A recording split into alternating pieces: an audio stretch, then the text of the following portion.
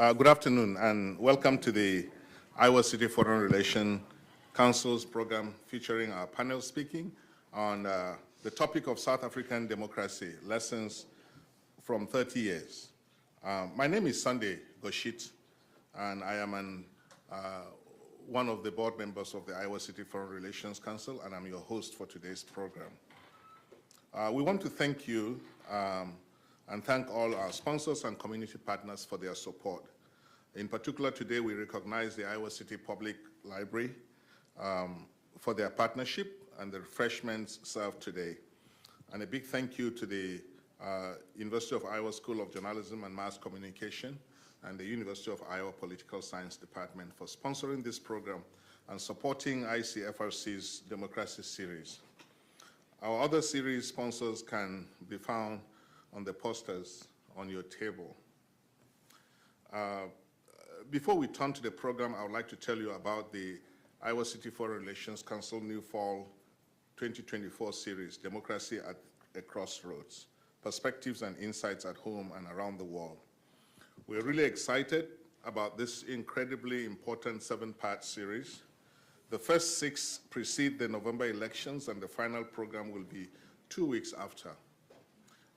Do check our information, including our full list of amazing sponsors, on one of the flyers on your tables and on our website, icfrc.org. As part of this series, at the start of our programs, we're inviting Iowans to share for 2 minutes their answers to 2 questions. And I'd like to turn the microphone to Peter Gellag, our Executive Director, to welcome today's 2 guests. Thank you, Sunday. Ryan and Ambassador McMullen, would you come up, please, and join me over here? So before these Democracy Series programs, I want to come up. We were talking with regular Iowans about their own views about the upcoming election, but more specifically, the subject of democracy. Before I turn the microphone over the 2 of them, I want to point out the posters that Sunday mentioned that are on your tables. For those of you, if this is your first time at one of these Democracy Series programs, we have on one side the full lineup of the 7-part series. And so you can see the programs that we have done, as well as the 2 that are upcoming yet after today's program. On the other side of that poster, you'll see that we have voting resources.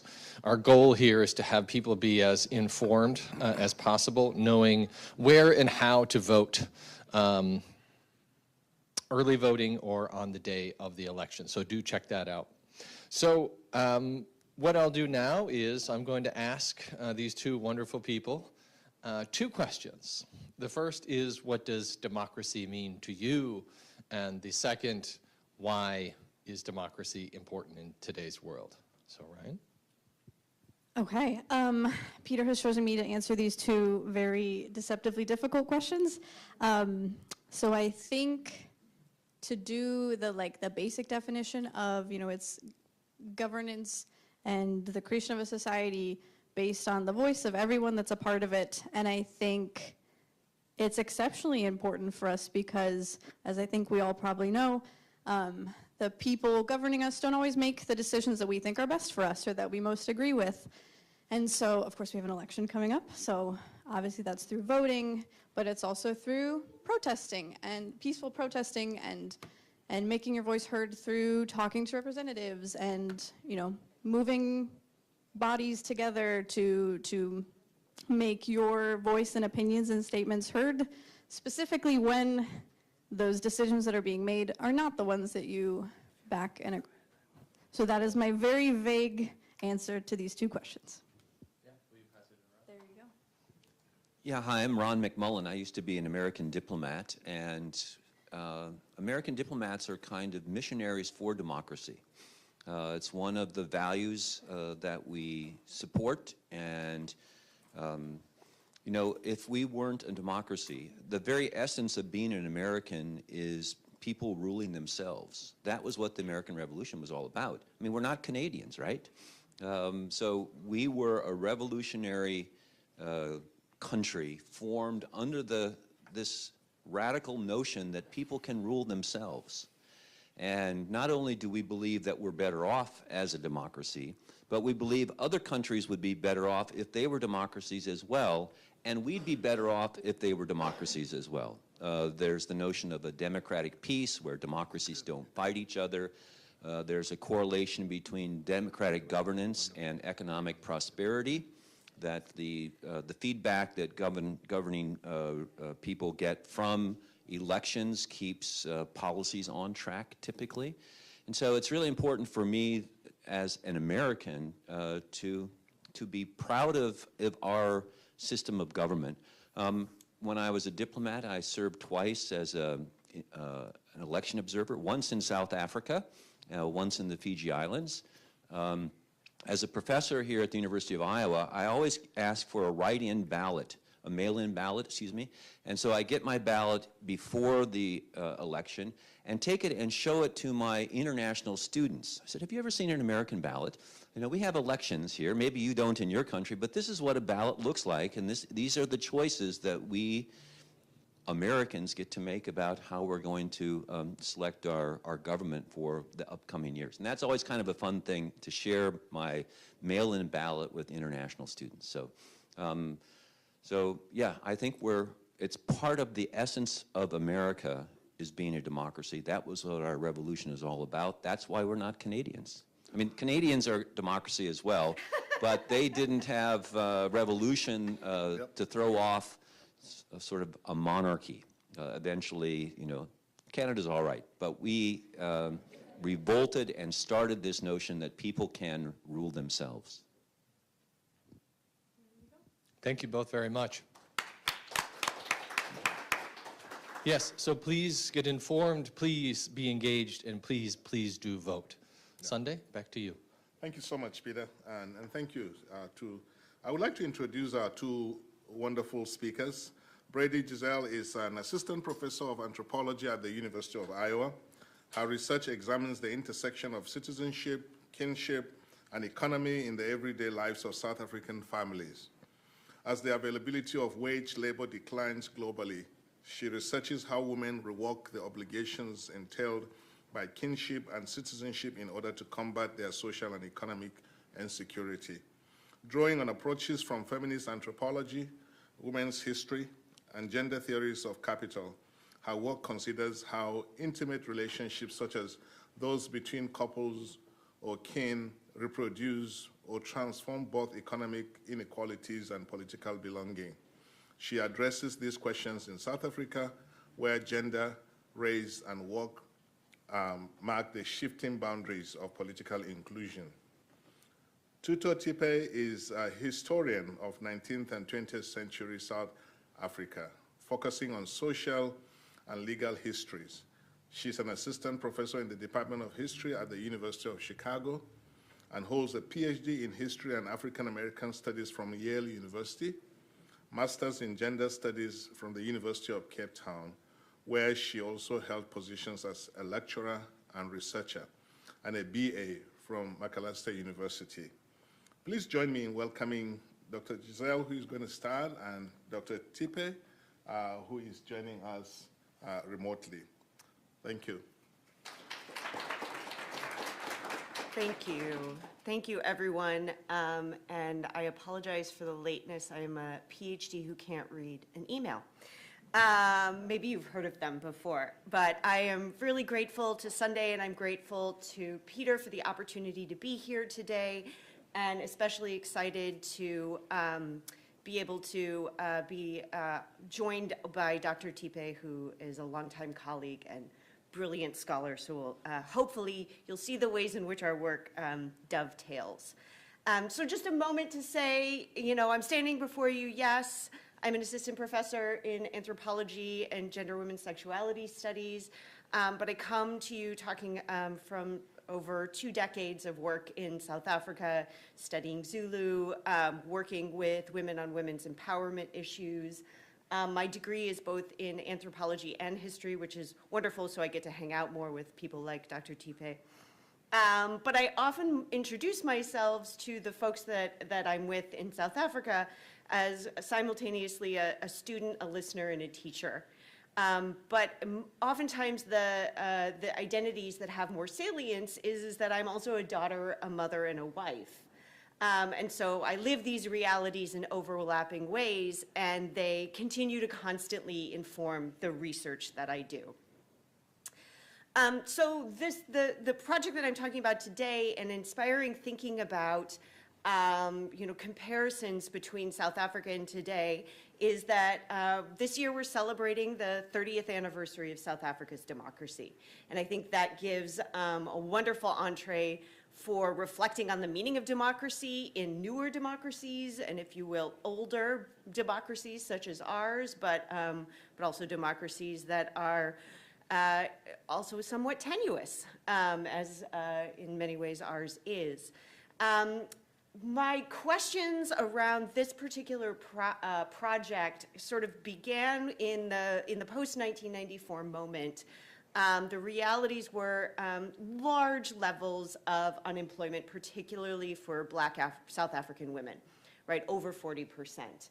And although there was this ebullience and joy over the possibilities of life under the new democracy, the lived realities were very complicated. So, part of what intensive levels of unemployment led to was also a decline in marriage rates, because many Black South Africans formalized their marriage through bride wealth exchange, which is deeply meaningful.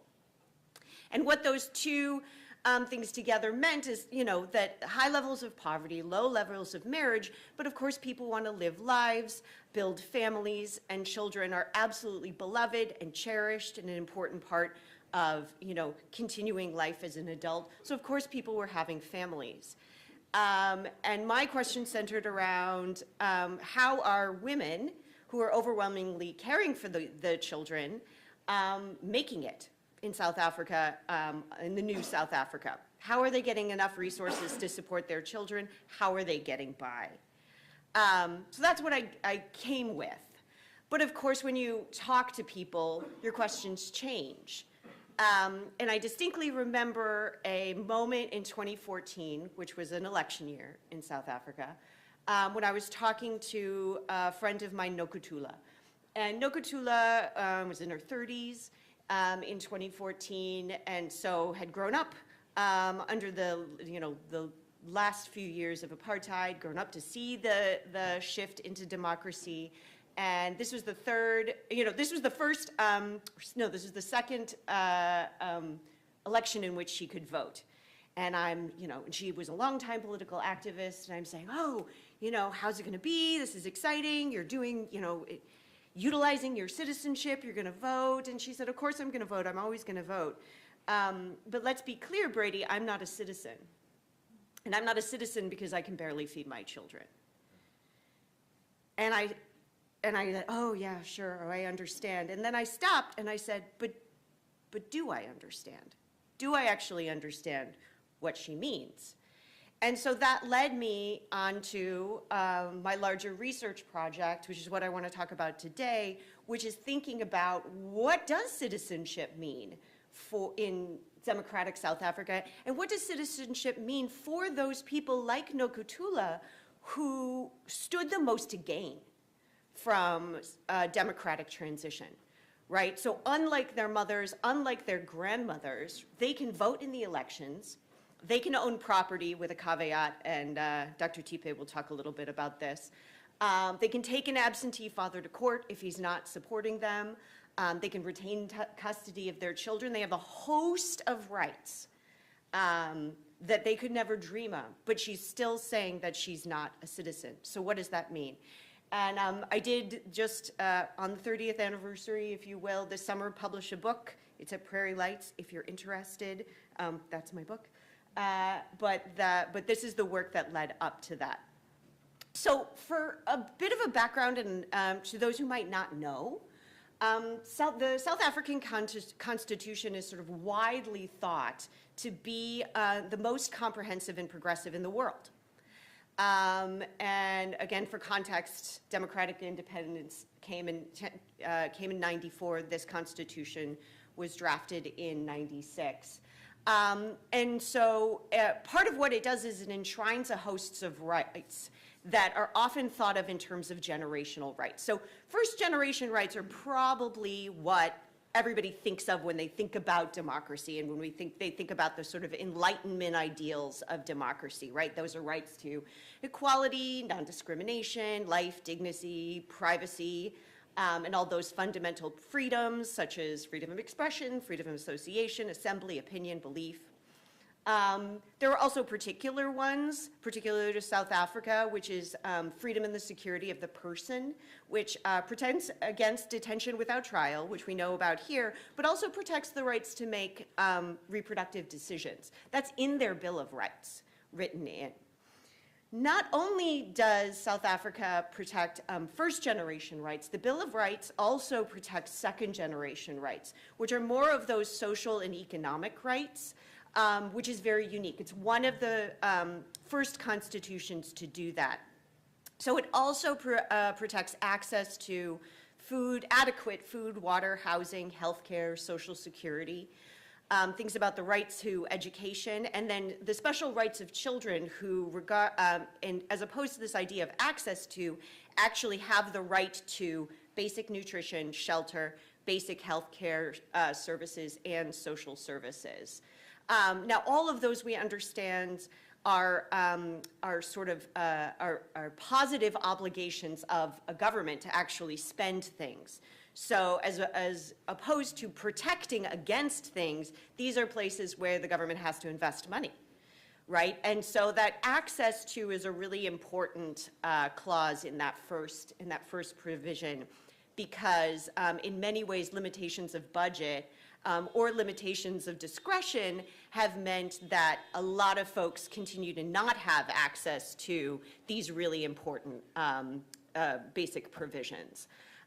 The other element of second generation rights is social rights and cultural rights. So the right to use one's language of choice and participate in one's cultural group, which can take place anywhere or can take place in sort of demarcated territories that Dr. Thipe will talk about. Again, this starts to look really different from something that we're familiar with. And then the third generation of rights are these environmental rights, which start to think beyond the individual, which South Africa and a handful of new constitutions is really radical in doing. What does it mean to bestow rights not to persons, but groups and, and larger entities? So the idea that there is a collectively held right to an environment that's not harmful to people's health and well-being. The idea that there is rights to have the environment protected for the benefit of present and future generations. That's a really new, these are very new, taking the form of in the UNHCR and UN Human Rights Commission, and starting to be formulated, but starting to be picked up more and more with the Sustainable Development Goals. Other key provisions that got baked into the South African Constitution were explicit protections around gender inequity. So explicit support for gender equity in the form of protecting women's freedoms, creating equal representation in politics through things like quotas, and sort of many more things. This isn't just an add-on, but the ways in which women's groups were actively involved in framing the Constitution, right? So this produces a really powerful document on paper. But part of what it's pushing back against and why it's so incredibly robust is it's trying to redress long-time historic divisions. And I want to give you just the briefest sense of what those were. So starting in the 19th century, and I promise there's not a slide for every century, or for every decade, don't worry. I talk about the 19th century because it had really enduring effects. There was this bifurcation of political status that happened, and it was somewhat along race, but race was a lot more malleable than pure phenotype. Geography was an important part of this. Religion was an important part of this. So the South African population got divided up into British citizens who overwhelmingly lived in cities, practiced Christian marriage, who had formal mission education, and because of that status, had a number of rights, such as voting rights, property rights, received welfare support or poverty relief, as it was in the early days, but then got elaborated going further. In contrast, overwhelmingly Black Africans, although there were some who were able to fall into that British citizen category, overwhelmingly we were relegated to native reserves. There's a likening to reservations that can take place in terms of what the U.S. did with Native Americans in terms of removing people from their native land and requiring them to live in protected reserves. It's not a one-to-one comparison, but it's an easy shorthand. Those folks practiced traditional marriage. They had very little formal education. And all of the rights that they did have were sort of under the rule of whatever tribal leadership ran those native reserves. So there wasn't property rights. There wasn't voting rights. They also weren't legally allowed to live in the city. And any poverty that took place sustained the populations that were on them, dramatically decreased, was considered the responsibility of the African family. The African family. This is in government documents. Poverty is the responsibility of the African family, which translates to Black women, overwhelmingly. And under this system, Black women had no rights. They were perpetually legal minors. So subject to the rule of husbands or subject to the rule of overwhelmingly male tribal leaders. This gets hardened. These divisions get hardened over time, both in the segregationist era and then in apartheid, which began in 48 and then ended in 94. And as I think about it, there were many things going on, but for the purpose of my initial question, which goes back to Nokutulo's provocation, I think about sort of who got to be mothers of the nation, in part because that was a discourse that was really very potent in various forms of activism. So over the course of these intervening decades, there's turnovers of white leadership who have this abiding fear about a kind of threefold problem. One, it's a very small white population. Number two, concerns about white poverty, which really makes that racial hierarchy hard to argue because you get a lot of white folks acting quote unquote uncivilized. And then number three, how to bring in the sort of majority of Black African labor into an economy that's very hungry for their labor without bestowing them full citizenship rights. And so this hinges on, again, this division between belonging and unbelonging. So the mothers of the nation as framed by white women, get this robust protection. They get an racial system or a welfare system sort of built to support their families, create educated children, enhance housing, enhance nutrition. They get pensions, they get training in mothering, and this overwhelming system. Whereas Black South Africans get not only excluded, but actually the uplift of the white population hinges on the downgrading of Black Africans. For example, there is a job reservation policy whereby well-paying jobs and the highest level jobs are reserved for white folks and are paid at levels above what they are even in Britain. So there are British white South Africans in South Africa making more than their British counterparts in England. And that was made possible economically by paying Africans less, to the extent that they make almost, in some cases, 1/5 what white folks do, under the auspices that uncivilized persons simply needed less to survive on. And again, any poverty that existed wasn't compensated for with things like mother's pensions or family wages, but was compensated for, again, by this sort of African family system. And then at the same time, what you get is a pass system that prohibits Black Africans from living in the cities unless they're working. And when they're working, they can obtain a pass that gives them access to the city for a short period of time. And when it expires, if they lose their job or if they want to switch their job, but they haven't yet, that expires and they have to go back to their homelands and their rural areas. Again, so this very tenuous hold on the city. So my point with this, see, only 3 slides to cover 2 slides to cover 150 years, which is painful for a historian, and I apologize to Dr. Thipe. My point is with all of this is that for 150 years, full citizenship in South Africa meant, yes, voting rights.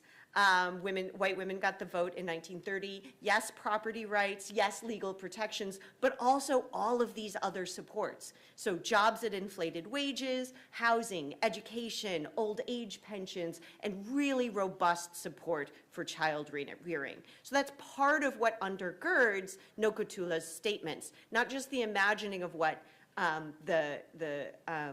the new Constitution says, but knowing this longer history that her grandmothers and mothers have lived through.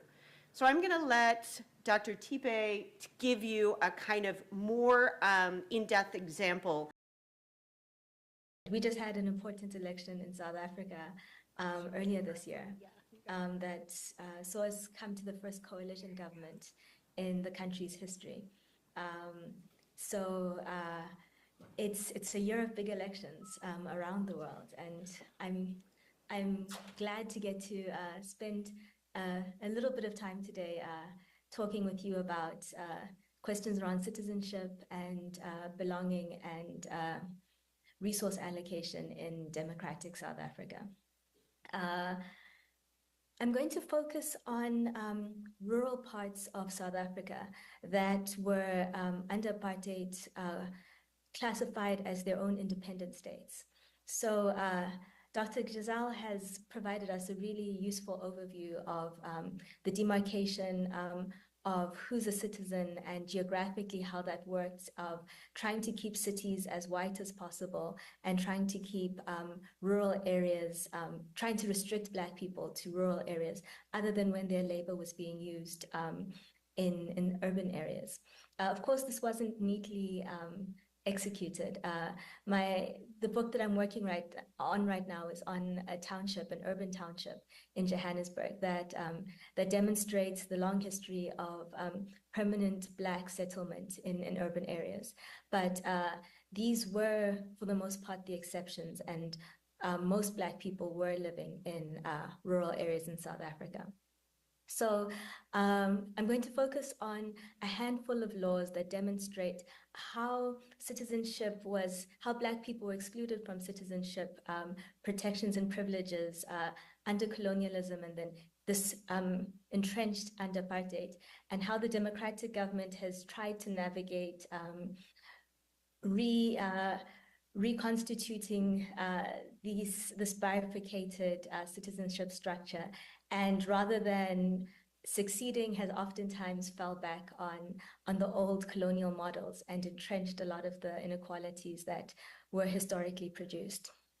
So I'm going to go into greater detail in the next couple of slides about the breakdown of these laws, but very broadly, there's the 1927 Black Administration Act, which gave the Governor General of South Africa the power to create tribes, appoint headmen, and appoint chiefs.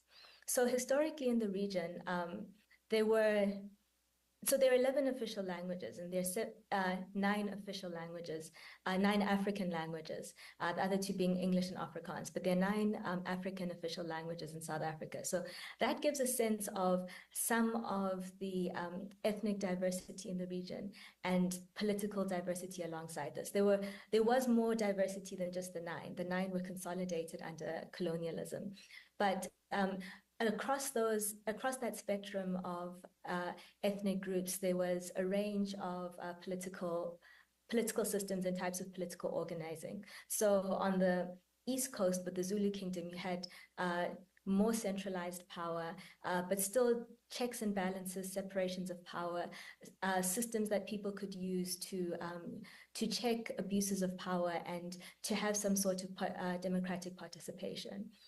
Further north in the country, with groups like Tswana groups close to the border of Botswana, there were much more decentralized political systems where there were often splinter groups, and people really challenged power in ways that forced democratic participation and not just through formal structures, but that leadership knew that the frequency of splinter groups and of leadership being deposed meant that they really had to listen to and be accountable to the people who they governed. So even with this spectrum of more centralized and more decentralized across the region, a core feature was that there were checks and balances, there were separations of powers, and these were built into the cultural, into the social, into the economic system, as with governance systems around the world.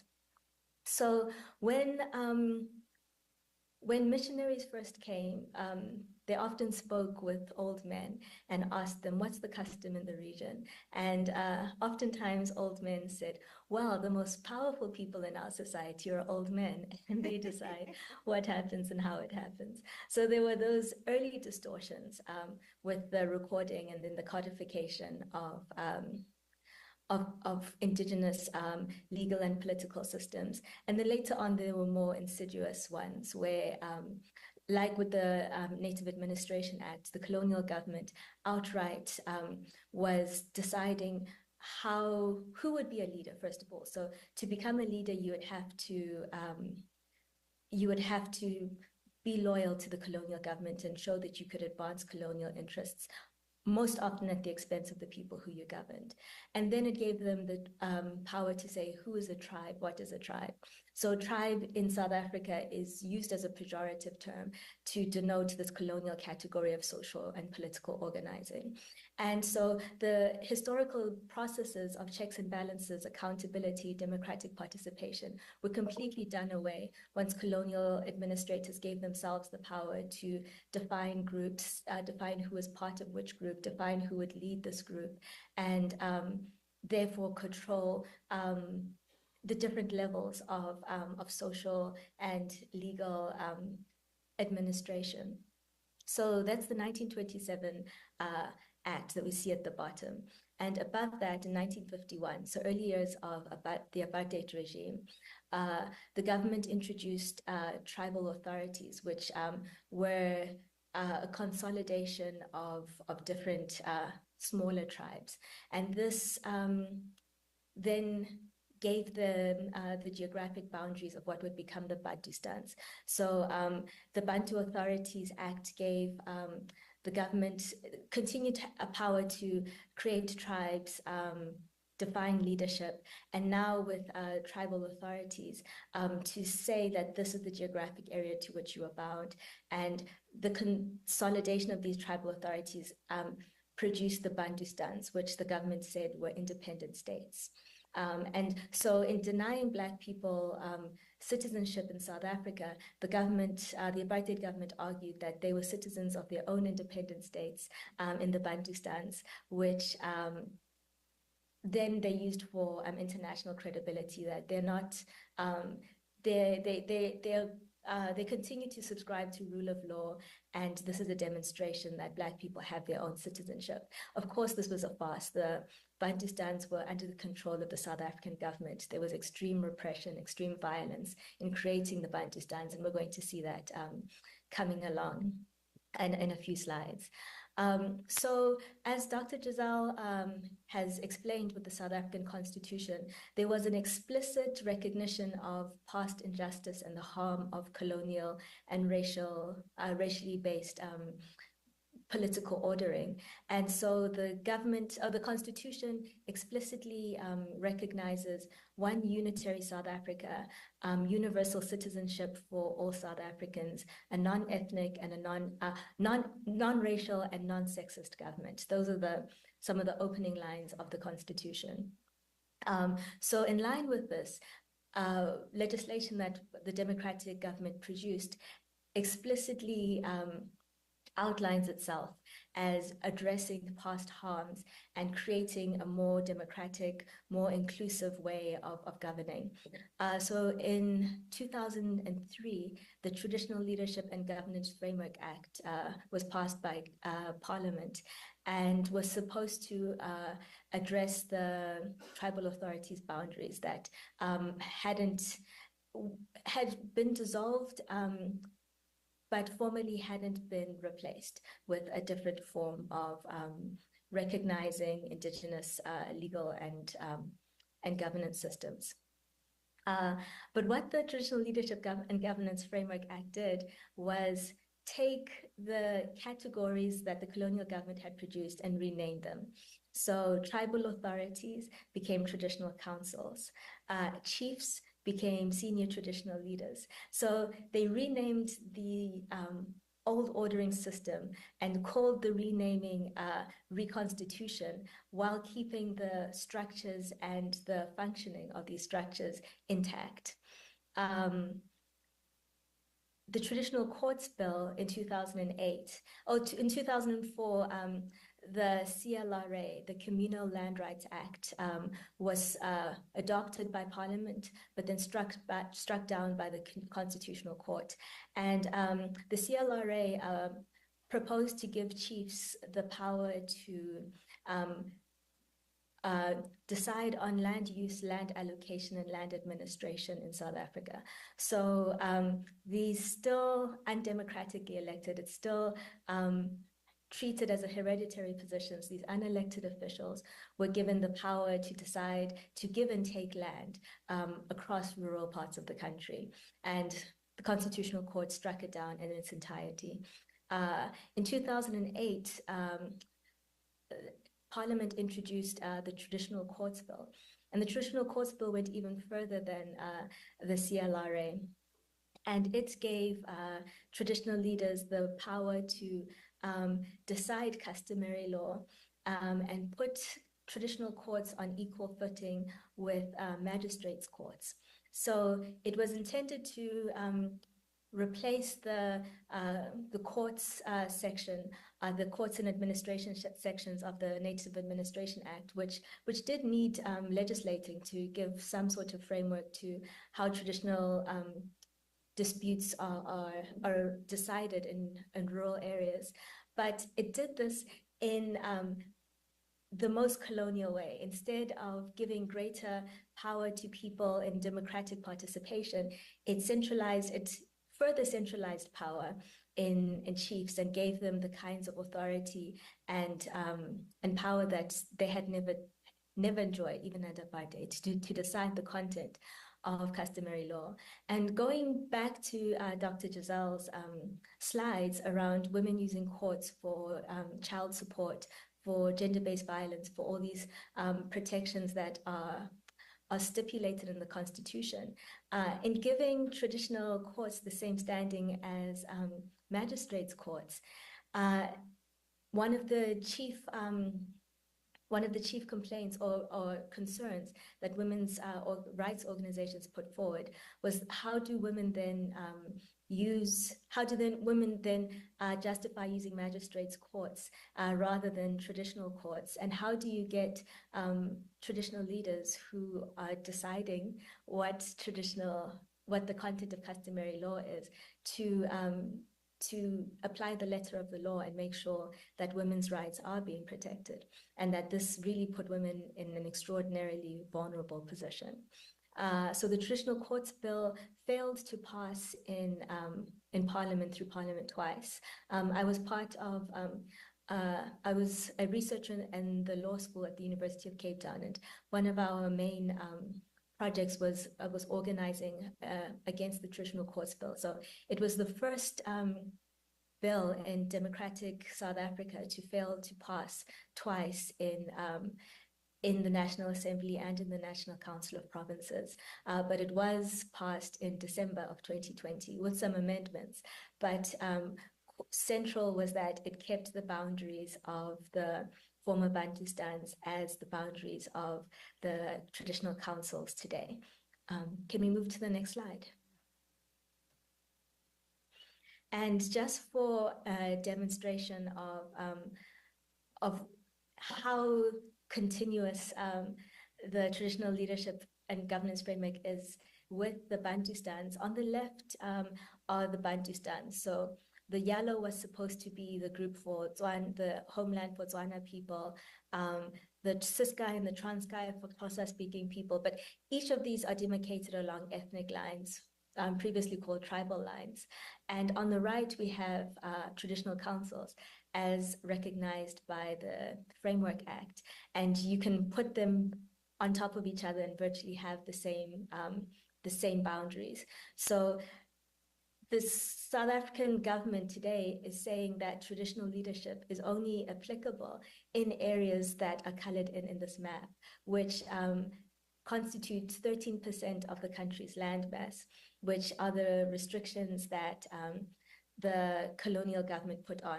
In 1913, it was 8% of the country's landmass, and in 1936, it was increased to 13%. But we have this parallel governance system and different citizenship rights accorded to people in the 13% versus in the remaining 87%.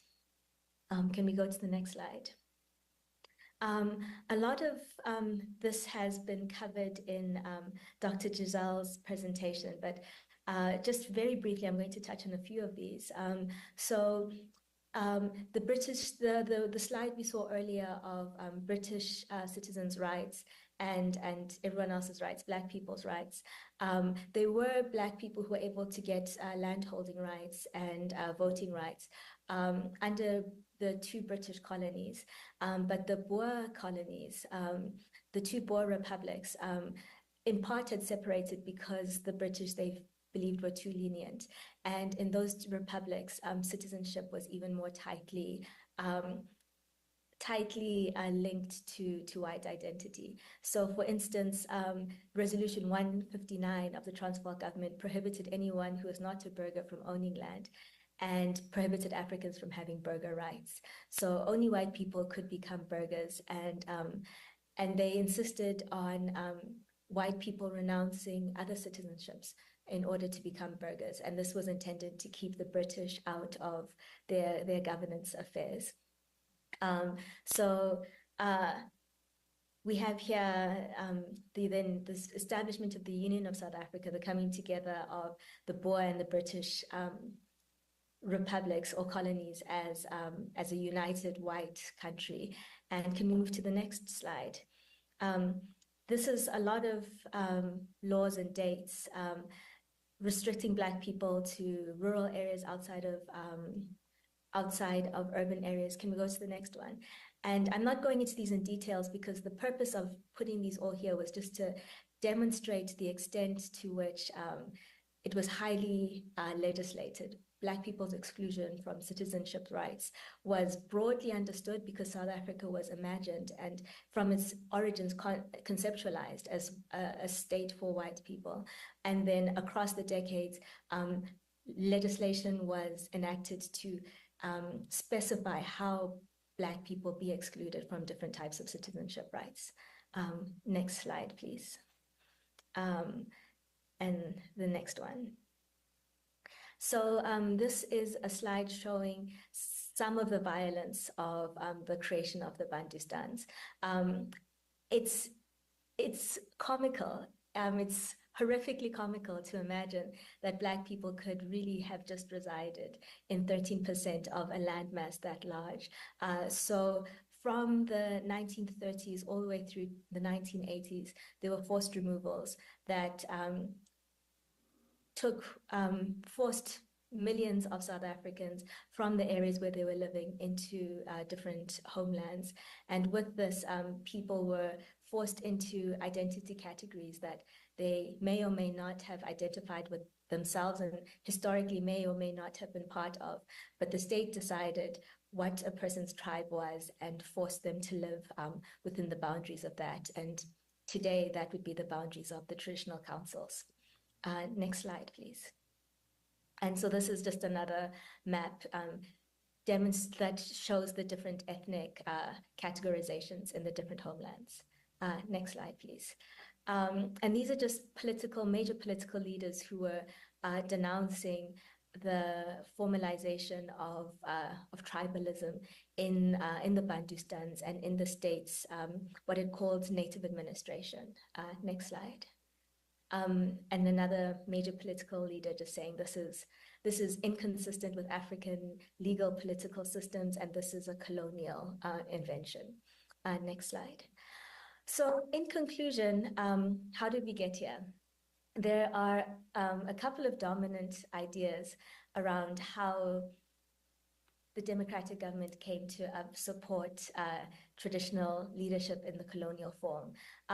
One is 80% of known platinum deposits in the world are in the former Bophuthatswana and Leboa homelands. And titanium is in the Transkei and Ciskei and all other minerals around the homeland. So it was perceived to be the most undesirable land 80 years ago, and it has turned out to be some of the most valuable land in the world. So in keeping with this really highly centralized political model, mining companies are able to negotiate with just a chief rather than with a whole community of people and have people removed from their land for it to be mined. Another reason is local government is really struggling in a lot of South Africa, and having a different, much cheaper form of administration and governance around the country has lightened some of the load that would have gone on to local government. So instead of expanding the reach of local government and providing real equal citizenship to everyone, this is governance on the cheap. There are many more reasons, but those are two of the most spoken about. Thanks. Thank you, Dr. Thipe. I appreciate that. How do I?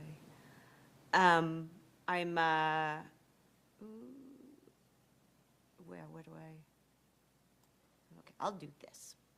I'm aware of time, and so, you know, as Dr. Thipe has revealed, right, there is the work of the South African Democratic Project was to undo an enormous amount of discrimination, and so it was a large undertaking, and the results have been highly uneven. Briefly, you know, the attempt to realize second-generation rights, there have been huge investments in social grants. There have been huge investments in infrastructure, education, electrification, building houses. For example, 60% of children receive a child support grant today, which is direct cash infusions into the pockets of the poorest, overwhelmingly mothers. At the same time, South Africa remains one of the most unequal countries on the globe. There has been economic growth, but it's been overwhelmingly jobless. It's one of the highest, it has the highest unemployment in Africa, again, overwhelmingly for Black South African women. The power grid drastically needs an updating because in both physical and metaphorical terms, the structure of power was never designed to enable everyone to have power. Basic services are very limited, and then there's high levels of gender-based violence. But I think it's tempting sometimes to think that all of these are just sort of African problems, especially in the West. And so I want to just call attention to the moment of the 1990s, in the early 1990s, when South African was launching this new project, right? And so the contrast of Mandela running on a platform, the ANC running on a platform of a better life for all, versus a president we might be more familiar with, Clinton, ran on a platform of ending welfare as we know it. And sort of the results of their actions were, on the one side, an attempt to redress past inequality, to expand legal protections and expand government grants, versus a massive shrinking of welfare provisions via limiting limits, limiting eligibility, and so forth. And so, our first world lived realities are different, but we can also think that perhaps we don't have a lot to be smug about. We have increased spending, massively government spending, but it's overwhelmingly been in law and order and not in welfare provisions. So this isn't actually a reduction in government spending. And across the world, and here is the UK, what we're seeing is a huge increase in the number of folks living in extreme poverty, which is defined as living on less than $2.15 a day. Such that in 2022, about 8% of the population. That's a lot less in places like the UK, which invests differently. And I don't want to sort of say that this is only a US thing. If we look at the larger at the larger distribution of poverty, the US is just this sort of little sliver.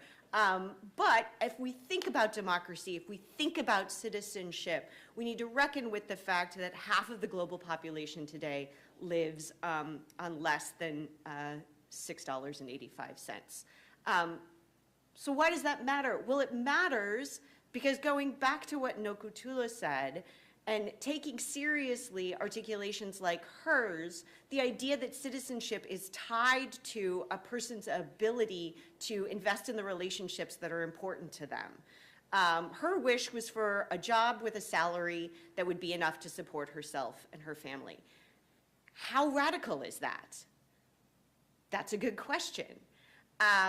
And so I really take as inspiration a quote from Taylor Goody, which is the idea that citizenship, and if we understand democracy as laying the foundation for citizenship, as both a normative and an empirical concept that describes a status but also energizes demands about what citizenship, what national membership should be. I use the concept of relational citizenship to say, what if we all could invest in political structures that allowed people to support their relationships and those that are meaningful to them? So be it kin, be it non-kin, what if we all sought out a reality in which we could have relational citizenship, the very thing that Nokutula was desiring? So thank you, everyone, for your time and patience, because I know we went over. Thank you, Dr. Thipe, and I will turn things over to my colleagues.